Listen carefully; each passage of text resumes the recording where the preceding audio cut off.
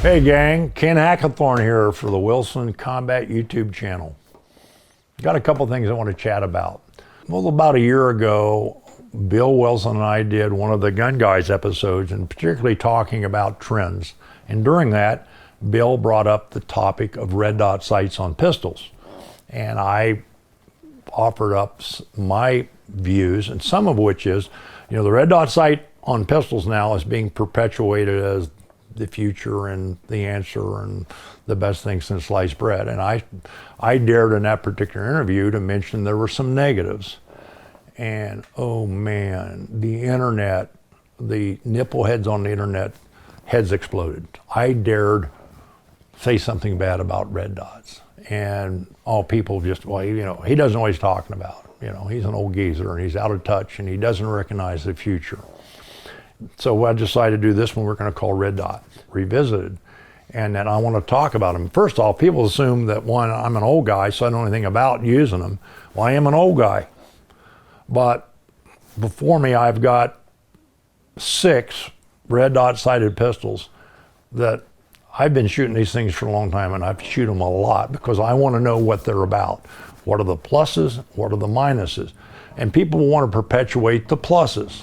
We've got a lot of Pied Pipers out there that are telling people, oh, you got to have a red dot and this is the road you got to go down. And I understand everybody's got to make a living, God bless them. That's free enterprise system. But a lot of them are selling smoke and mirrors. Do they have some pluses? Yes, they do. Do they have some minuses? Absolutely. And we'll discuss a few of those. The first red dot sight pistol I got it's a Glock 17 that I had dug up at AETI, direct mount a Trigicon RMR. And I started shooting this. This is first generation RMR, so I've had this gun for a long time and I've shot it a lot. And this is basically where I really started to learn how to use a red dot.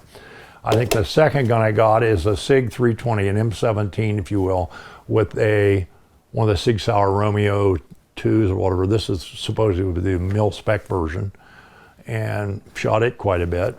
Probably the third one I got here, when the Aimpoint Acro came out, I got one of the 5-inch barrel X9s, and it's got the true zero mount system that Wilson Combat. So this was my intro to the Aimpoint Acro, enclosed emitter, and I've shot it obviously a lot. The next gun I got with a red dot on it is a Shadow Systems MR918, which is kind of a Glock 19 clone, and it's got a second generation RMR, and they use a unique direct mount system to it, so put a lot of rounds through this gun. And then when Wilson Combat came out with their custom SIG 320, this is the carry model, again with a Aimpoint Acro on it. And by the way, this is a direct mount to the Aimpoint Acro. And then the most recent gun I got is a Shadow System MR91XR, a 920, and this is basically a Glock 17 size grip and a 19 upper, and it's got a Holosun. This is one of the Primary Arms ACSS reticle ones, so this is the most recent one. But I've shot collectively through all these guns at least 20,000 rounds. So I'll give you some of my observations. 1, I'm convinced somebody new to shooting, will pick up using a red dot much faster than somebody who's been used to using iron sights. And think about this. Let's say I have shot my handguns with iron sights 100,000 rounds. Every time I shoot a pistol, I train myself to look at the front sight. That's my focal point. And after that many repetitions, you build something called automaticity, which means my subconscious brain doesn't have to think about focus on the front sight. All I have to do is bring the gun up and my eyeball goes to the front sight. Now, the drawback to that is, to use a red dot sighted pistol correctly, ideally you focus on the target and superimpose the red dot where you want the bullet to go.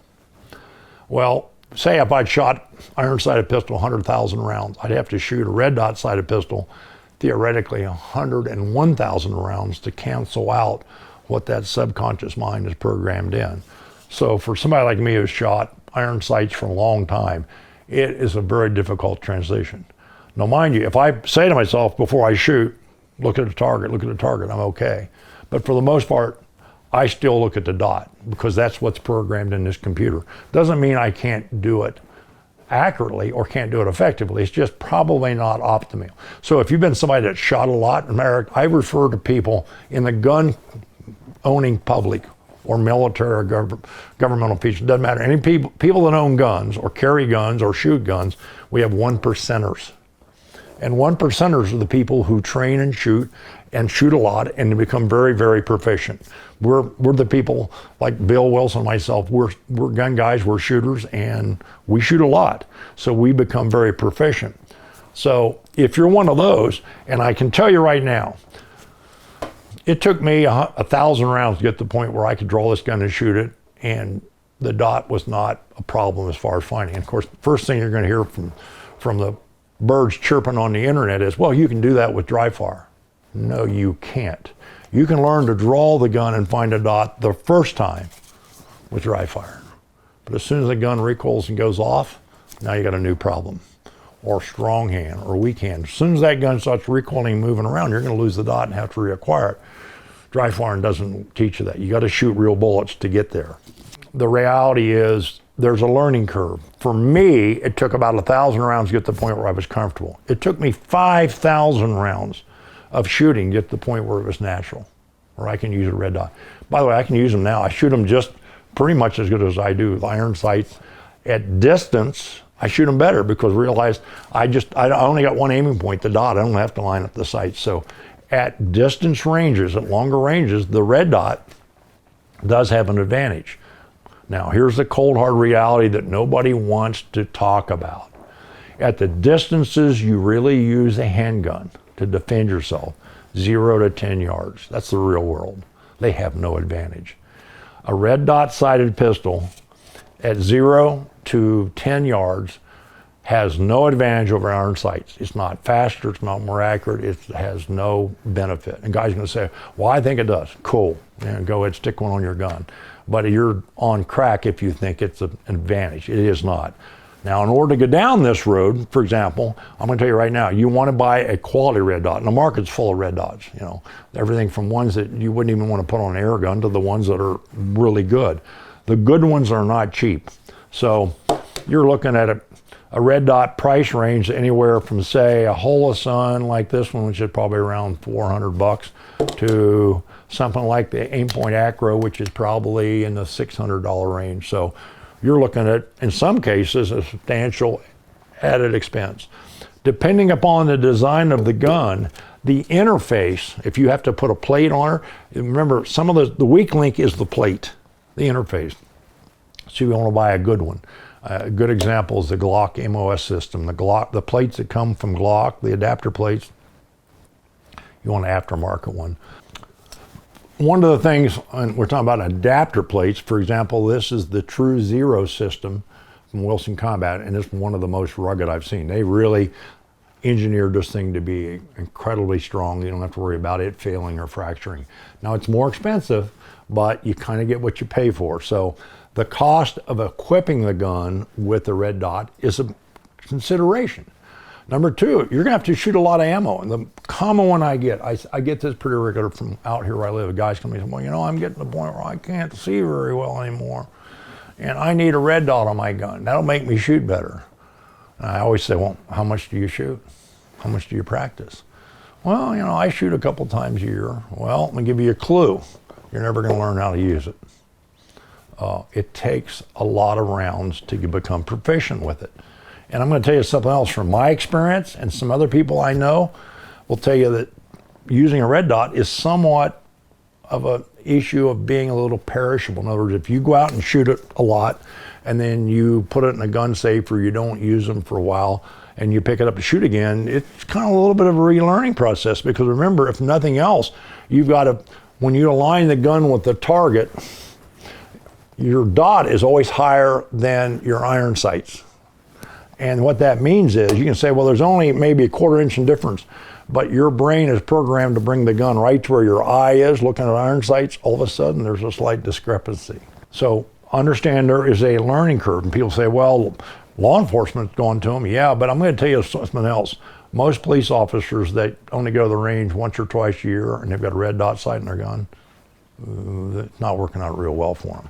Now, if you're a 1%er and you compete, you shoot a lot, you put the rounds down range to learn to use it, you're probably going to use it very, very well.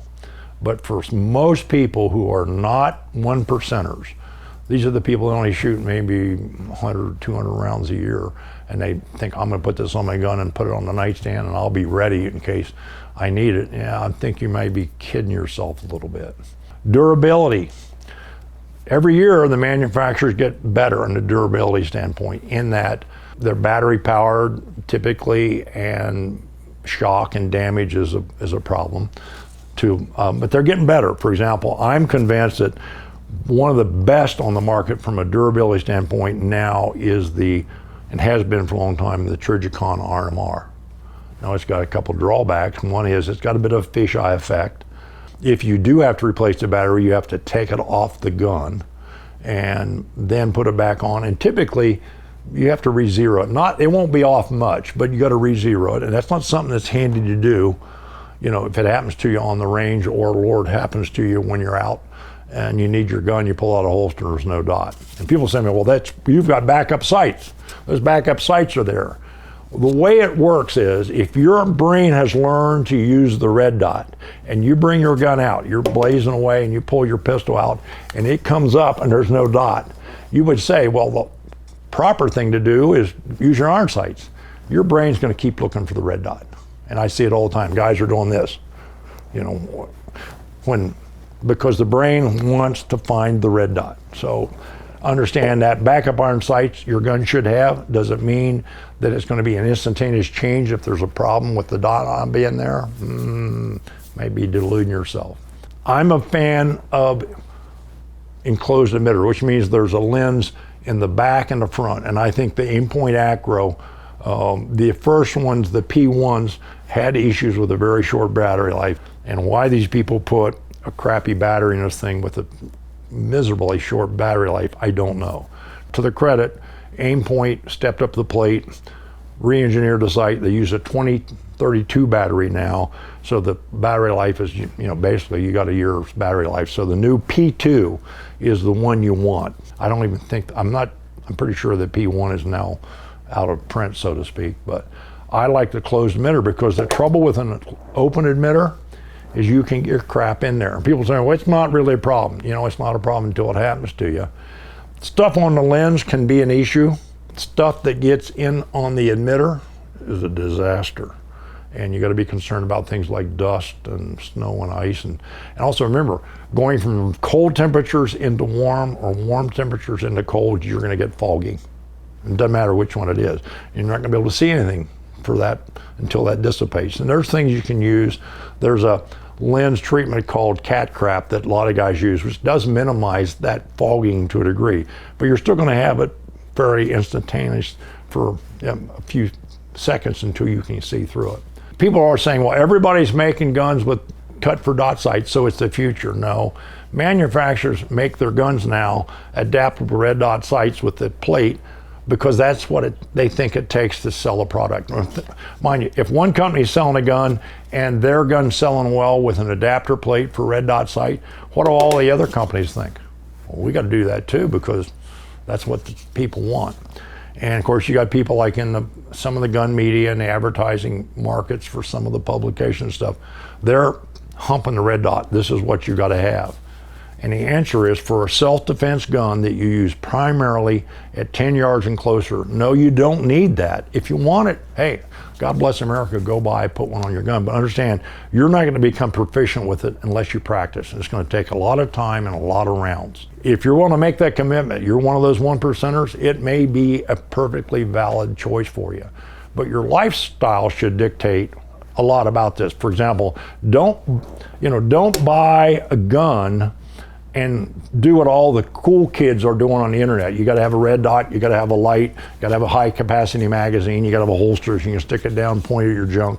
Everybody's kind of following the leaders on this, the cool kid leaders. And the truth of the matter is, that may not be the best choice. I got a buddy, one of my sidekicks, Bruce Kaiser often says, in the real world, often less is better. And the less complex problem you've got equipment-wise, it may be for the best. Now, I know there's still people out there going to say, well, I don't think the red dot sight is for me. Cool. You should really test, get one, shoot it, and see. You make up your mind. Some guys will say the green dot's best. The green and red dot depends upon your eyes. Some people see green better than red. Some guys see red better. I can tell you from my experience, when there's snow on the ground and the sun's out, the green dot for me just about disappears. The red dot works better, but that's kind of a local thing to me. My attitude is the red dot sight pistol is kind of like a 1911 design pistol. If 1911 pistols honestly take more maintenance than, let's say, something like a Glock or the Shadow Systems, in that you do have to keep them lubricated. You got to kind of check out your guns. If you're a guy who maintains your gun and understands you're an enthusiast and takes more, shall we say, attention, you may be okay with a red dot. As far as you get a periodic, make sure, hey, are they loose? You know, is the battery working? Is the dot there?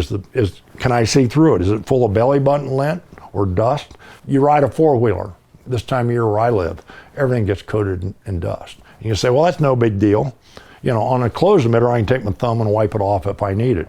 On an open emitter, you get the dust down in there. It's not going to be something you're going to fix real quick unless you carry Q-tips in your pocket.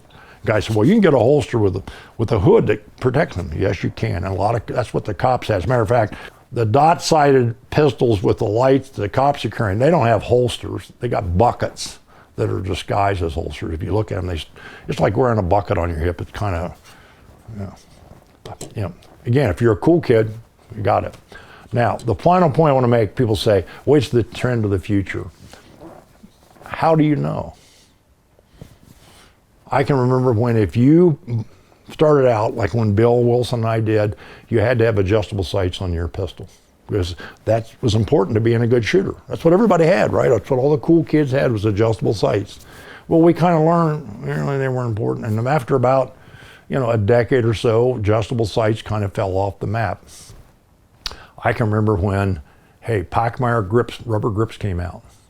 And man, you bought a pistol or a revolver, either one, first thing you did is bought a pair of Pachmeyer rubber grips and put on a gun, because you had to have those to be able to grip and control the gun. That was, nobody questioned it. You got to have those Pachmeyer grips. Well, after a decade or so, those things kind of slipped off the map.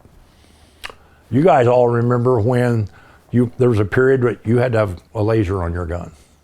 Crimson Trace grips, some of the other, everybody wanted a laser. Laser's the future. This is what works. This is what you got to have on your self-defense gun. See many lasers anymore? And the final one I want you to think about, for those of you that are naysayers and think this old man doesn't know what he's talking about. In 1990, an engineer at Smith & Wesson designed a new cartridge called the 40 Smith & Wesson. In 1995, the FBI adopted the 40 Smith & Wesson cartridge as their official duty round. By 2005, well over 60% of the law enforcement agencies in America were carrying 40 caliber Smith & Wesson sidearms. Where's the 40 Smith & Wesson today? It was a trend that failed. For something to become a common practice, it has to have some durability over the period of time. For example, we remember between 1985 and 1995, the American law enforcement community converted from revolvers to auto pistols. We all understand they're never going to go back. It's now, auto pistols are standard practices. To say that something like one of these red dot sighted pistols, no matter how well you like them or don't like them, to say that this is the future, the truth of the matter is we don't know that yet. My belief is if you're a 1%er, you probably are going to really, really like them and learn to use them. If you're part of the 99% of the rest of the gun owning culture, I don't think they're probably going to have the virtue that you want. I mean, say you take this gun and you load it up and you put it on your nightstand and say, if something goes bump in the night, I want to be able to use my gun. And by the way, the red dot is a night sight. It works out pretty good in that feature. But let's say that gun's on your nightstand for 2 years or in your, you know, whatever, and all of a sudden something goes bump at night and you grab your gun. Are the batteries still going to work? Is it covered in, you know, lint, dust? Are you going to be able to use it effectively? That's the real question. The 99% of people who don't practice and don't train and don't shoot and don't try to gain proficiency, I think the red dot sight's a horrid idea. If you're a 1%er and you go out and shoot a lot and say, I'm going to use the red dot sight, will you probably become pretty proficient with it? Yeah, I'll be honest with you. I can shoot a red dot sight pistol today pretty much just as well as I can an iron-sighted gun, unless I go back to distance, say from 15, particularly say 20 yards and back, I shoot a red dot dramatically better. But despite what people think, remember we always talk about possibilities versus probability. And recently we had an incident, as you probably, many of you know, a young man, Mr. Dickens in Indiana, there was an incident in the mall with an active shooter. This young man, hero by anybody's standards, draws his CCW weapon and engages the active shooter and takes him out. And the internet lore now is he fired 10 shots at 40 yards and got 8 hits and took the guy out. Cool, that's good. And people say, well, I need a red dot sight in my gun because what if I go to the mall and I have to make a 40-yard shot? That's not a probability, that's a possibility, you know. So people tell me, well, I carry a tourniquet because I might need it. Well, I'm gonna tell you what, check the facts. How many people in America die every year from gunshot wounds that a tourniquet would have mattered?